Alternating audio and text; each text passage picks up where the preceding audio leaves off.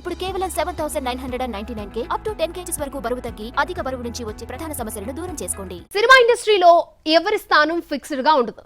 Trend మారిన ప్రతిసారి హీరోయిన్ల ప్లేస్ చేంజ్ అవుతూనే ఉంటుంది.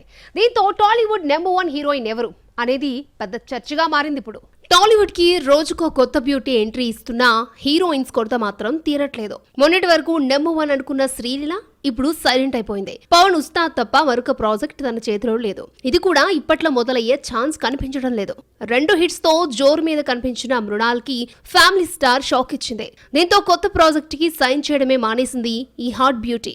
2 ఏళ్ల క్రితం వరకు టాలీవుడ్ ని దున్నేసిన పూజా హెగ్డే చేతిలో ఇప్పుడు నాగ చైతన్య ప్రాజెక్టు మాత్రమే ఉంది. యానిమల్ తో హిట్ కొట్టిన రష్మిక మందన్న ఇప్పుడు టాలీవుడ్ కు గ్యాప్ ఇచ్చి బాలీవుడ్ పైనే ఫోకస్ పెట్టింది. పుష్ప 2 ఒక్కటే రష్మిక చేస్తున్న పెద్ద సినిమా. సమంత, తమన్నా, రకుల్ ప్రీత్ సింగ్ వీళ్ళంతా సీనియర్స్ కావడంతో ఆఫర్స్ తగ్గిపోయాయి. ఈ గ్యాప్ ని భర్తీ చేయడానికి జాన్వీ కపూర్, మీనాక్షి చౌదరి ప్రయత్నిస్తున్నారు.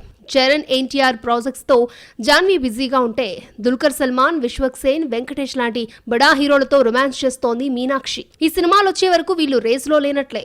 ఈ లెక్కన టాలీవుడ్ లో నెంబర్ 1 హీరోయిన్ పీఠం మరికొన్ని రోజులు ఖాళీగా ఉండాల్సిందే.